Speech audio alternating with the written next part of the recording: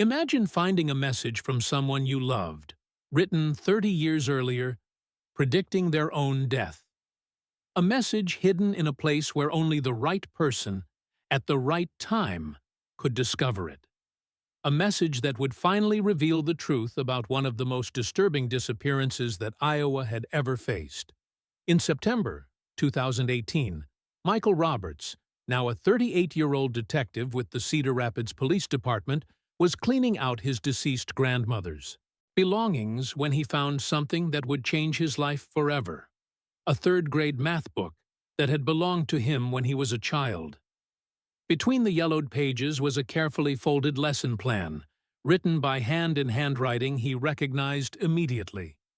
It was from Madison Clark, his favorite teacher, who had disappeared without a trace 30 years earlier.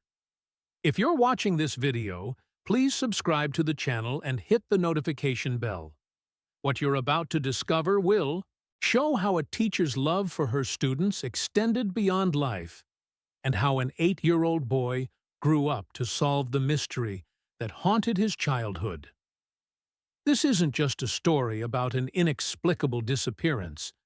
It's a story about how someone who knew she was in mortal danger chose to protect her students from the truth, while secretly leaving clues so that, one day, justice could be served. Madison Clark disappeared on the night of April 15, 1988, after staying late at ETD school preparing lessons for her beloved students.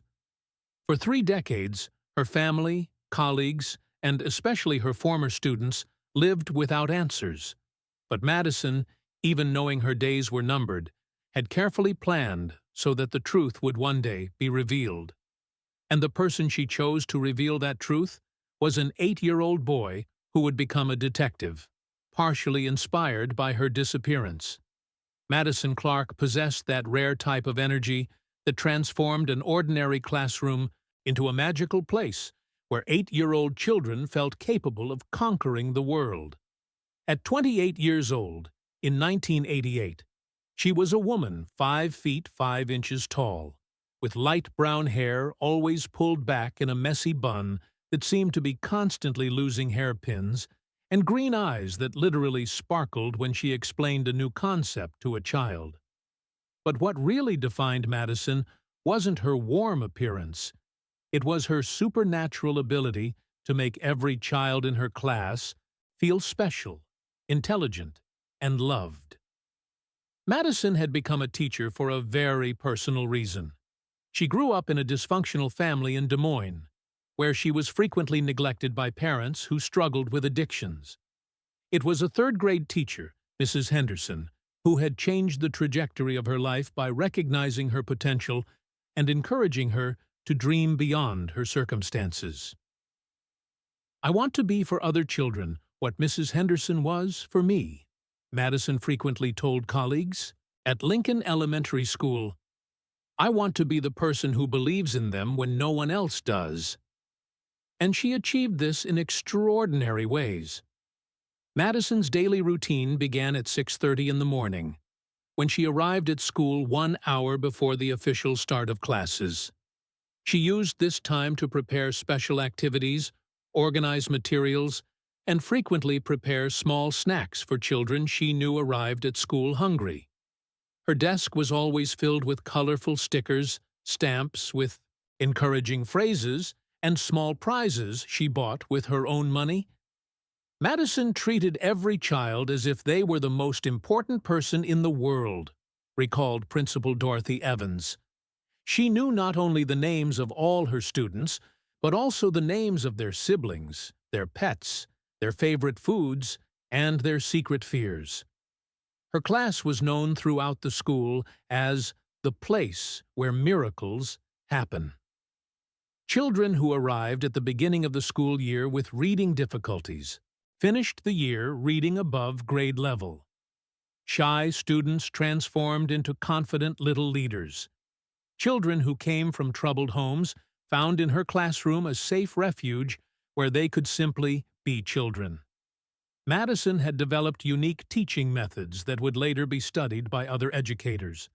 She created learning adventures where math problems became pirate missions, where science lessons transformed into exploration expeditions, and where writing exercises turned into opportunities for children to share their personal stories. Her colleagues at Lincoln Elementary described her as tireless. Madison frequently stayed at school until 7 or 8 o'clock in the evening, preparing materials for the next day, creating personalized activities for students with special needs, or simply decorating her classroom to make it more welcoming. She lived alone in a small apartment 10 minutes from school, driving a 1985 blue Honda Civic that always had piles of children's books in the back seat. Her evenings were dedicated to grading student work, planning lessons, and frequently calling parents of children who were facing difficulties. Madison wasn't married, but was in a serious relationship with David Miller, a local engineer who worked for a construction company. They had been dating for 2 years and had begun talking about marriage. David frequently joked that he had to compete with 25 8-year-olds for Madison's attention, but he deeply admired her dedication. Madison loved those children in a way I had never seen, David remembered years later. She knew every detail of their lives. She lost sleep worrying about them. She spent her own money buying school supplies for families who couldn't afford them. It was more than a profession for her. It was a calling. Her students adored her in a way that transcended the normal teacher-student relationship.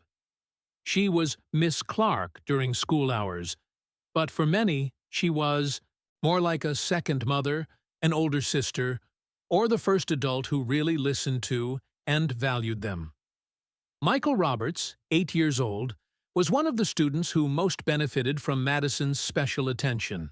He came from a working-class family, where both parents worked double shifts, and Madison had noticed that he frequently seemed lonely and needed extra encouragement. She chose him as her special assistant, giving him small responsibilities that made him feel important and valued. Miss Clark made me believe I was smart, Michael remembered 3 decades later. She was the first person to tell me I could be anything I wanted to be. And when she disappeared, part of me decided I wanted to be the person who finds lost people.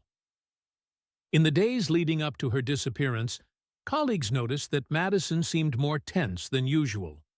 She had casually mentioned feeling like someone was following her, and had begun staying at school until later, as if she was reluctant to go home. But she never stopped being the extraordinary teacher she always was. Even in her final days, she continued creating magical moments for her students, continued believing in their potential, and continued being the bright light that transformed young lives. On the afternoon of April 15, 1988, Madison Clark said, "See you Monday" to her students, as she did every day. She didn't know she was saying goodbye forever, but somehow she had prepared to ensure that her final lesson about courage, justice, and never giving up on truth would be taught 30 years later. And the student who would learn that final lesson would be that little 8-year-old boy she had encouraged to believe he could be anything he wanted to be. Friday, April 15, 1988.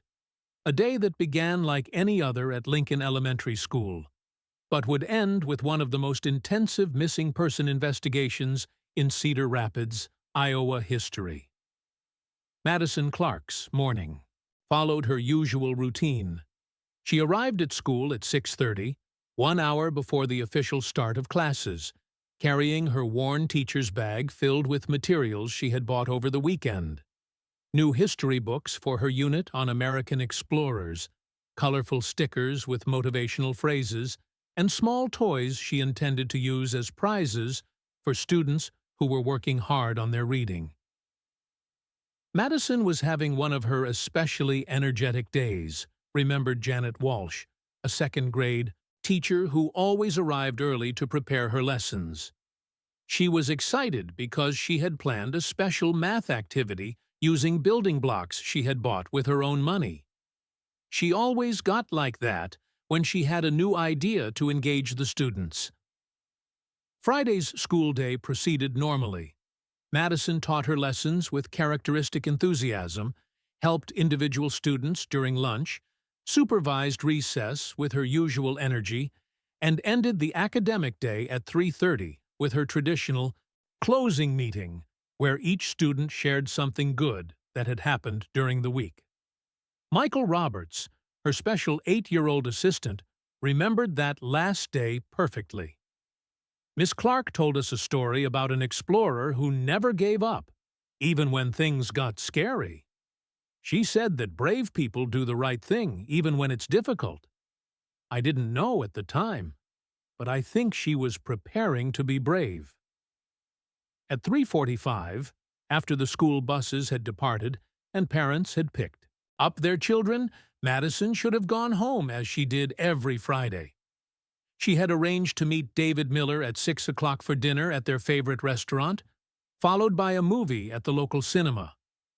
But instead of leaving, Madison decided to stay at school to prepare some things for Monday. This wasn't a completely unusual decision. Madison frequently stayed late preparing lessons, but what was unusual was that she didn't call David to let him know she would be late. She always called. At 5:30, Thomas Mitchell, the school janitor, coincidentally sharing the same name as the St. Mary's Orphanage janitor from our previous story, but unrelated, made his final rounds through the corridors before locking the building for the weekend. He found Madison in her classroom, sitting at her desk, writing something on a piece of paper. She seemed focused, Thomas remembered, more focused than usual.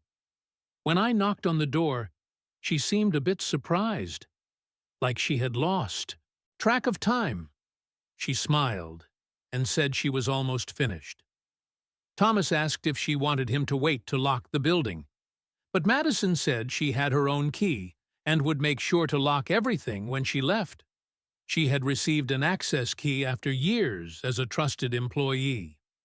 At 7:30, Thomas saw the lights in Madison's room turn off from his house, which was across the street from the school. A few minutes later, he saw a figure, which he assumed was Madison, leaving through the main entrance and walking toward the parking lot where her blue Honda Civic was parked. This was the last time anyone saw Madison Clark alive. At 6 o'clock, David Miller was waiting at the restaurant where he and Madison had arranged to meet. When she hadn't appeared by 6:30, he began to worry. Madison was obsessively punctual. She always arrived 5 minutes early for any appointment. David called Madison's apartment at 6:45. No one answered. He called again at 7, 7:15, and 7:30. Still no one answered. At 8 o'clock, David drove to Madison's apartment. Her car wasn't in the parking lot, and there were no lights on. He knocked on the door for 10 minutes, but got no response. Worried but not yet alarmed, David assumed Madison had forgotten their date and was visiting some student or family, something she occasionally did on weekends when she was concerned about a child. But when Madison didn't call that night or show up Saturday morning for their weekly breakfast date, David knew something was terribly wrong. Saturday, April 16th, 8 o'clock in the morning. David called the Cedar Rapids police to report that his girlfriend was missing. The first discovery was made by David himself, accompanied by Officer James Parker. They went to Lincoln Elementary School to check if Madison had perhaps returned to get something she had forgotten. Madison's blue Honda Civic was in the school parking lot, exactly where Thomas Mitchell had seen a figure walking toward it the previous night. But Madison wasn't in the car, and she wasn't in the school. The car keys were in the ignition. Her purse was on the passenger seat, with wallet, money, and all documents intact. There were no signs of struggle in the vehicle or around it. The only things missing were Madison and the school key she always carried. Officer Parker entered the school using the principal's spare keys. Madison's classroom was impeccable, as always. Her Desk was organized, materials for Monday were prepared in organized stacks, and there was no sign of any disturbance. But there was something that caught the officer's attention. A pile of books on Madison's desk was slightly misaligned, as if someone had hastily removed a book from the middle of the stack. In the trash can in Madison's room, investigators found several crumpled drafts of what appeared to be a letter, but the papers were so torn that it was impossible to reconstruct the content. The scene investigation revealed something even more disturbing. The back door of the school, which should have been locked, was slightly ajar. This door led directly to the rear parking lot, which wasn't visible from Thomas Mitchell's house. Footprints in the damp soil near the back door suggested that at least 2 people had walked there recently. One wearing women's shoes, compatible with the shoes Madison was wearing, and another wearing heavy men's boots. The footprints extended from the Kiko school building to a gravel area where it would be impossible to track them further. News of Madison Clark's disappearance spread through the Cedar Rapids community like wildfire. Within hours, hundreds of volunteers gathered at Lincoln Elementary School to organize searches, distribute flyers, and support a family and community in shock. Detective Christopher Jones, a 12-year veteran of the police department, took over the main investigation. He had worked on several missing person cases, but never involving someone as beloved by the community as Madison Clark. Madison was the type of person who touched hundreds of lives, Detective Jones explained years later. Current students, former students, parents, colleagues, everyone had a story about how she had made a difference in their lives. The pressure to find her was immense because the whole town loved her. The first theory investigated was abduction by a stranger. The school parking lot was relatively isolated at night, and it would be possible for someone to approach Madison when she was leaving the building. But this theory faced immediate obstacles. Madison was a cautious woman who had grown up in an urban environment. She wouldn't have easily trusted a stranger, especially at night. Additionally, there was no evidence of struggle in the parking lot, in her car, or at the school. If she had been kidnapped, it seemed to have been by someone she knew and trusted.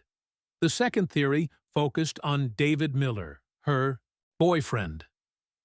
Statistically, romantic partners are primary suspects in cases of missing women, and police conducted a thorough investigation of their relationship and his activities on the night of the disappearance.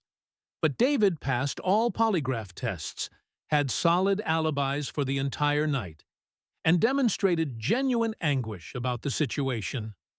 More importantly, Madison's work colleagues confirmed that she spoke of David with love and was looking forward to marrying him. The third theory, and the most disturbing, was that Madison had discovered some type of criminal activity involving the school or people associated with it, and was silenced to prevent her from reporting what she knew. This theory gained credibility when investigators discovered financial irregularities in the school's accounts dating back several months. Thousands of dollars in funds designated for educational materials and special programs had been diverted, and Madison, as one of the teachers most involved in extracurricular programs, might have discovered the scheme. The investigation of the fund diversion revealed that the school treasurer, Andrew Johnson, had been stealing money designated for educational programs for more than a year. Johnson had access to all school accounts and had created an elaborate system of false invoices and fictitious suppliers to hide his crimes. When questioned about Madison, Johnson initially denied any knowledge of her disappearance. But under pressure, he admitted that Madison had been asking questions about discrepancies she had noticed in the budgets for her special programs. Madison was meticulous, Johnson explained during interrogation. She kept detailed records of everything she bought for her classroom. In recent weeks, she had begun questioning why certain approved purchases weren't arriving at the school. Johnson confessed to having diverted approximately $35,000 over 18 months, but vehemently maintained that he hadn't harmed Madison. He passed polygraph tests and had alibis for the night of the disappearance. The fourth line of investigation focused on former students or problematic parents. During her 5 years of teaching, Madison had occasionally faced difficult parents or complicated family situations. Investigators reviewed every case where she had reported concerns about child neglect or abuse. One case in particular drew attention. Madison had reported suspicions of abuse about a child 2 months before disappearing. The child's father, Stephen Clark, unrelated to Madison, had become extremely hostile when social services investigated his family, based on Madison's report. Stephen Clark had made vague threats against Madison, saying she should mind her own business. He had a criminal record for domestic violence and drug possession. But when investigated, Stephen Clark also had solid alibis for the night of the disappearance, and searches of his property revealed no evidence connecting him to the case. As days turned into weeks and weeks into months, the investigation began to cool. More than 200 people were interviewed, hundreds of tips were followed, and extensive searches were conducted within a 50-mile radius around Cedar Rapids. Madison Clark had simply vanished. The impact on her students was devastating. 8-year-old children couldn't understand how someone they loved so much could simply disappear. Michael Roberts, in particular, became obsessed with the mystery. He asked adults constant questions, looked for clues during recess, and swore that one day he would discover what had happened to his favorite teacher. Michael changed after Miss Clark disappeared. His grandmother, Dorothy Roberts, remembered. He became more serious, more focused on issues of justice. He always said that when he grew up, he would find lost people like Miss Clark. Lincoln Elementary School hired substitute teachers to finish the school year, but Madison's classroom remained virtually as she had left it for weeks. Her carefully organized materials, her colorful motivational posters, and her special books became an unofficial memorial for a teacher who had touched so many lives. In December 1988, 8 months after the disappearance, the case was officially reclassified as inactive, not closed, but without viable leads to continue the investigation.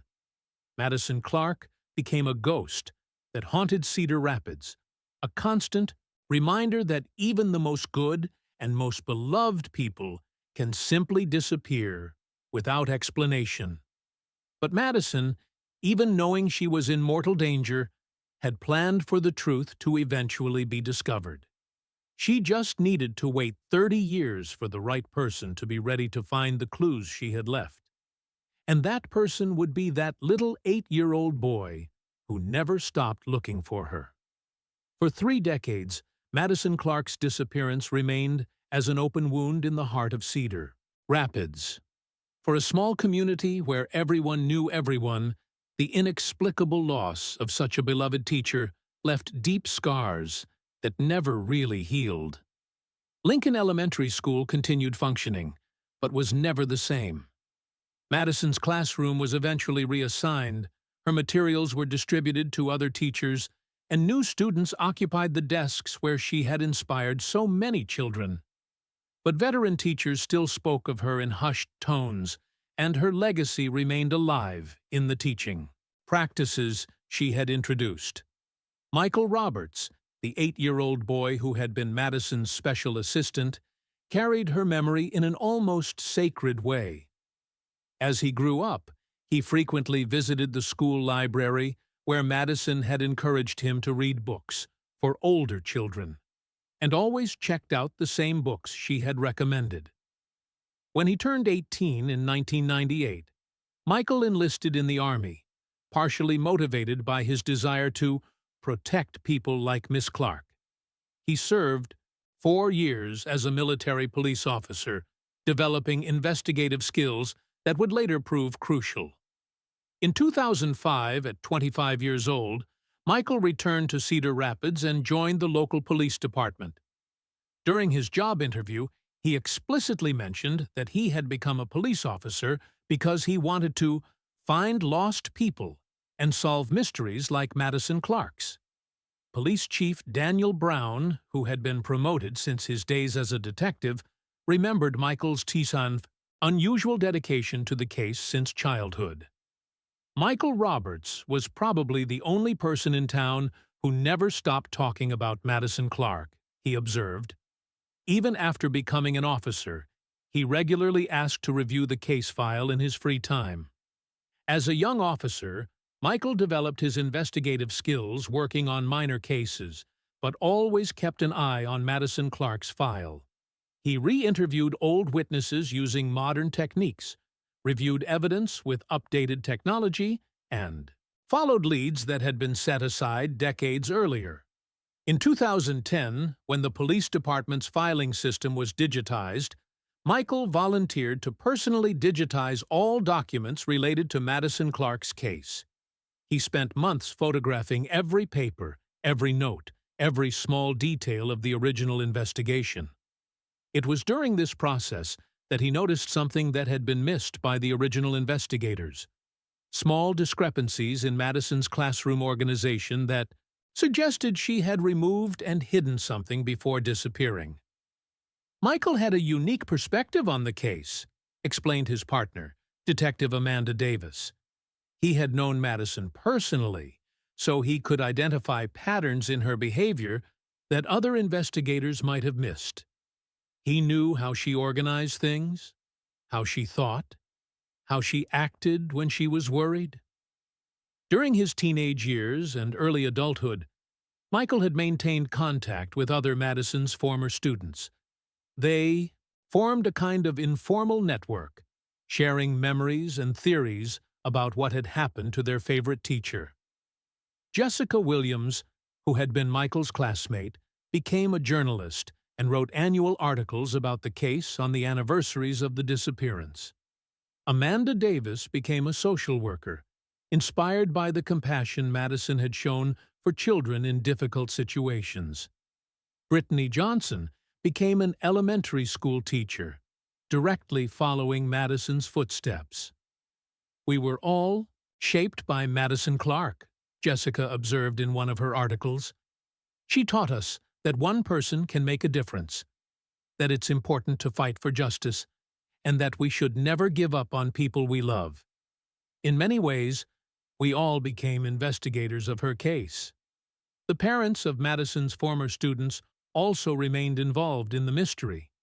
Many of them had developed close relationships with Madison through family conferences and school events. They organized annual vigils, maintained a memorial fund in her name, and continuously pressured authorities to keep the case active. Dorothy Roberts, Michael's grandmother, became a kind of unofficial guardian of Madison's memory. She had kept all of Michael's schoolwork from third grade, including projects that Madison had helped him complete. Her house became an informal archive of Madison Clark's life and work. Michael spent hours at my house, going through his old notebooks and school work, Dorothy remembered. He was looking for clues, but I think he was also trying to keep Madison alive in his memory. As the years passed, theories about Madison's disappearance evolved and multiplied. Some believed she had discovered a pedophile ring involving school officials and had been silenced. Others speculated that she had witnessed an unrelated crime and was killed to prevent her testimony. One particularly persistent theory was that Madison had faked her own death to escape some unknown threat and was living under a new identity somewhere. This theory gained strength periodically when someone reported seeing a woman who looked like Madison in other cities. Every reported sighting was investigated meticulously, especially by Michael. He traveled to other states following leads, interviewed people who claimed to have seen Madison, and always returned disappointed, but not discouraged. In 2015, When Michael was promoted to detective, one of his first official actions was to request that Madison Clark's case be reclassified as active again. He argued that new technologies, community changes, and fresh perspectives could reveal clues that had been missed. His request was approved, and Michael began working on Madison Clark's case as part of his official responsibilities. He re-interviewed all living people who had been involved in the original investigation, applied modern forensic techniques to old evidence, and began building a new theory about what had happened. But even with official resources and full investigative authority, Michael couldn't make significant progress. The case remained as mysterious in 2015 as it had been in 1988.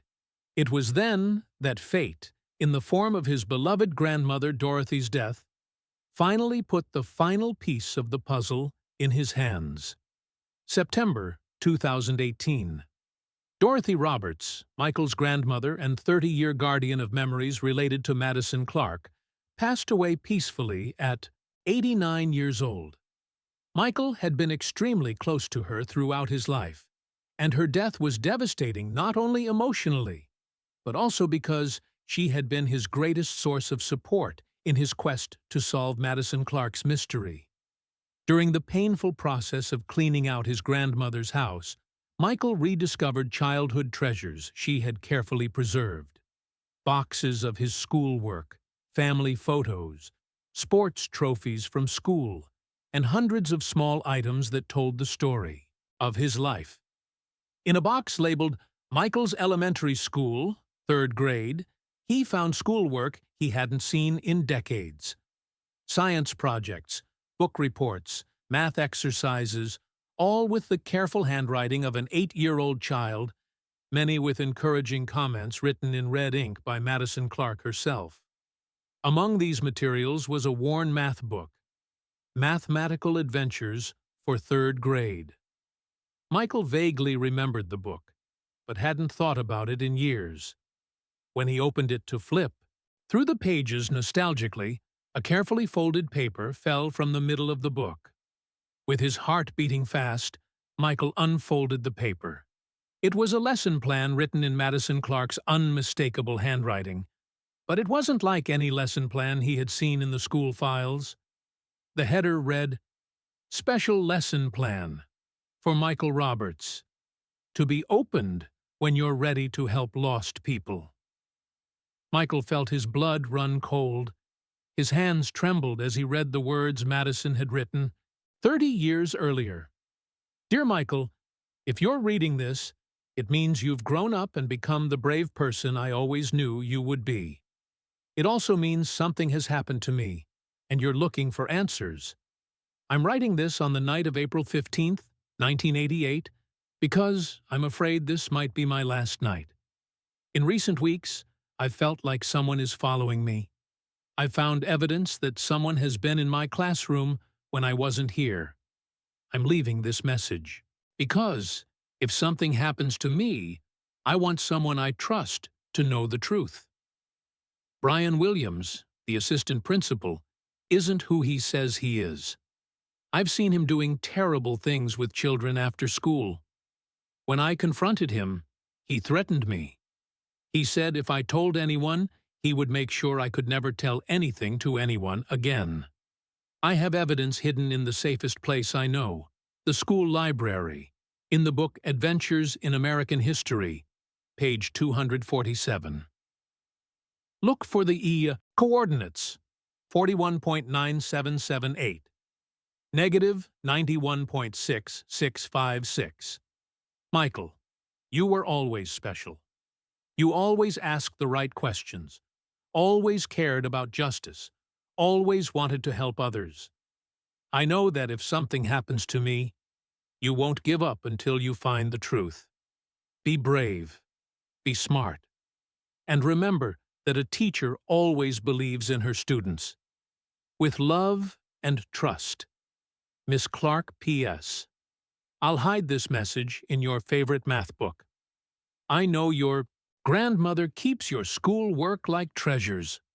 One day, when you're ready, you'll find it. Michael looked at the date at the top of the lesson plan. April 15th, 1988. Madison had written this message on the night of her disappearance, knowing she was in mortal danger, but still thinking about protecting her students and ensuring that the truth would eventually be revealed. With trembling hands, Michael immediately searched for information about Brian Williams. The man had left Lincoln Elementary School shortly after Madison's disappearance, claiming professional differences with the administration. He had moved to another state and taken positions at other schools. The coordinates Madison had provided corresponded to an isolated area on the banks of the Cedar River, approximately 15 miles outside the city, a location that had never been searched during the original investigation. Michael immediately activated a forensic investigation team to examine the location indicated by the coordinates. What they found confirmed his worst fears: human remains buried approximately 2 meters deep, along with personal items that unequivocally identified the remains as Madison Clark's. But the most important discovery came from the school library. The book, Adventures in American History, was still on the shelf where Madison had left it 30 years earlier. On page 247, carefully glued between the pages, were photographs that Madison had secretly taken of Brian Williams sexually abusing students in after-school situations.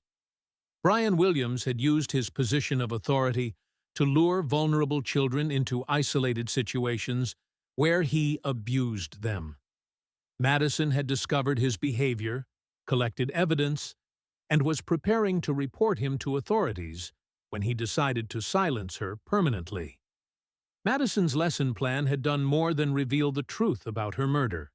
It had finally brought justice for the children Brian Williams had victimized and had confirmed the extraordinary courage of a teacher who chose to protect her students, even knowing it would cost her life. Michael Roberts, at 38 years old, had finally solved the mystery that had defined his entire life.